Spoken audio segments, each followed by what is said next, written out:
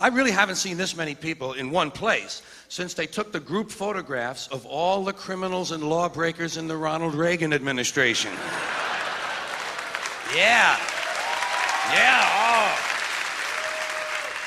225 of them so far.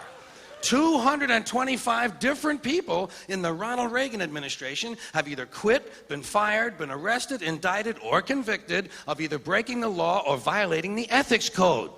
225 of them. And Edwin Meese alone has been investigated by 3 separate special prosecutors, and there's a 4th one waiting for him in Washington right now. 3 separate special prosecutors have had to look into the activities of the Attorney General. And the Attorney General is the nation's leading law enforcement officer. See, that's what you got to remember. This is the Ronald Reagan administration we're talking about. These are the law and order people. These are the people who are against street crime. They want to put street criminals in jail to make life safer for the business criminals. They're against street crime. Yeah, they're against street crime, providing that street isn't Wall Street. And the Supreme Court decided about a year ago that it's all right to put people in jail now if we just think they're going to commit a crime. It's called preventive detention. All you got to do now is just think they're going to commit a crime. Well, if we'd have known this shit 7 or 8 years ago, we could have put a bunch of these Republican motherfuckers directly into prison.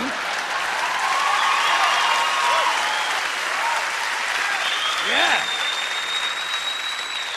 Put them in the joint where they belong, and we could have saved the money of putting these country club pin-headed assholes on trial. Another thing you got to remember, this is the group of people who were elected with the help of the moral majority. Elected with the help of the moral majority and the Teamsters Union. That's a good combination. Organized religion and organized crime working together to help build a better America. Another thing.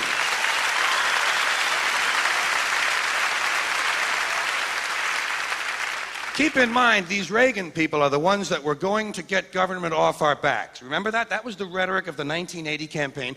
We'll get government off your backs and out of your lives. Yeah, but they still want to tell you what magazines you can read, and they still want to tell you what rock lyrics you can listen to, and they still want to force your kids to pray in school, and they still want to tell you what you can say on the radio. The FCC, the Federal Communications Commission, decided all by itself that radio and television were the only 2 parts of American life not protected by the free speech provisions of the First Amendment to the Constitution. I'd like to repeat that because it sounds vaguely important. The FCC, an appointed body, not elected, answerable only to the president, decided on its own that radio and television were the only 2 parts of American life not protected by the First Amendment to the Constitution. And why did they decide that? Because they got a letter from a minister in Mississippi. A Reverend Donald Wildman in Mississippi heard something on the radio that he didn't like. Well, Reverend, did anyone ever tell you there are 2 knobs on the radio? Knob on the radio.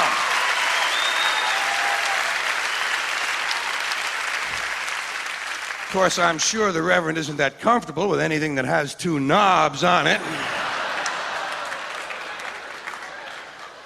But hey, Reverend, there are 2 knobs on the radio. One of them turns the radio off, and the other one changes the station.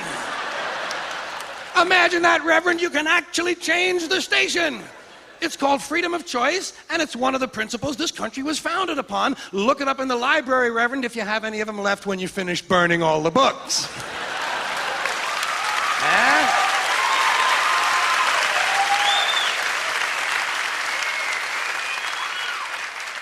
Now, I don't know how you feel, but I have personally just about had it with these fucking church people.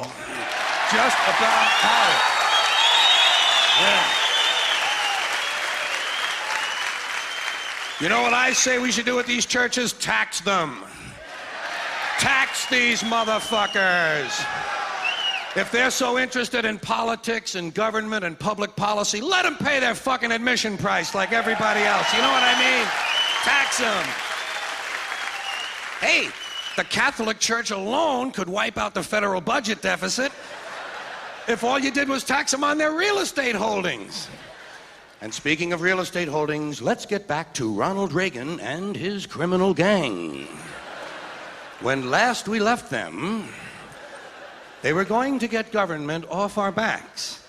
Yeah, but when it comes to abortion, they don't mind government being in a woman's uterus, do they? Yeah, backs are no good, but uterus is okay by them. These people call themselves right-to-lifers. Don't you love that phrase? And don't you love the way these kind of people pervert the English language? Right-to-lifers. You realize that most of the right-to-lifers are in favor of the death penalty? And they support the South American death squads, and they're against gun control, and they're against nuclear weapons control. When they say right to life, they're talking about their right to decide which people should live or die. So these right-wingers, you know, so these Reagan people, these right-wingers in general, these crypto-fascists, they're against homosexuality. They're against pornography. They're against sex education. They're against abortion. Yeah, they're going to get government off your back, but they're going to tell you how to live your sex life. And let me ask you this, how would they know anything about it? Have you ever taken a look at those people? No wonder they're afraid of their bodies. Take a look at them. Doesn't it strike you as mildly ironic that most of the people who are against abortion are people you wouldn't want to fuck in the first place? Doesn't that strike you a little strange?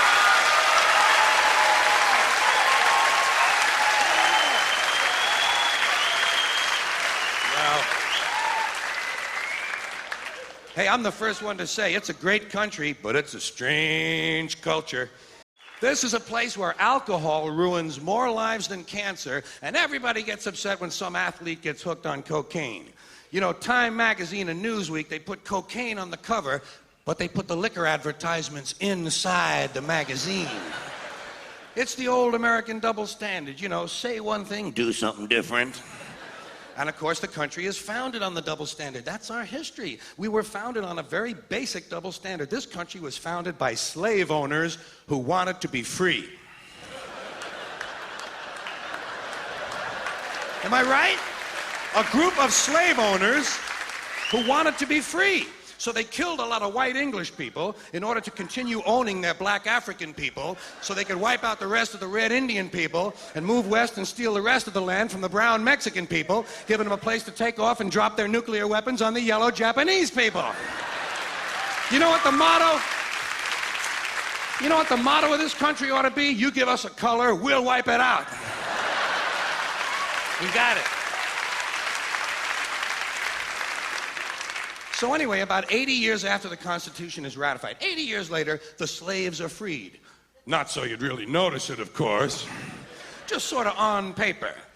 And that was, of course, during the Civil War. Now, there's another phrase I dearly love. That is a true oxymoron if I've ever heard one. Civil War. Do you think any country could really have a civil war? Say, pardon me. I'm awfully sorry. I'm awfully sorry.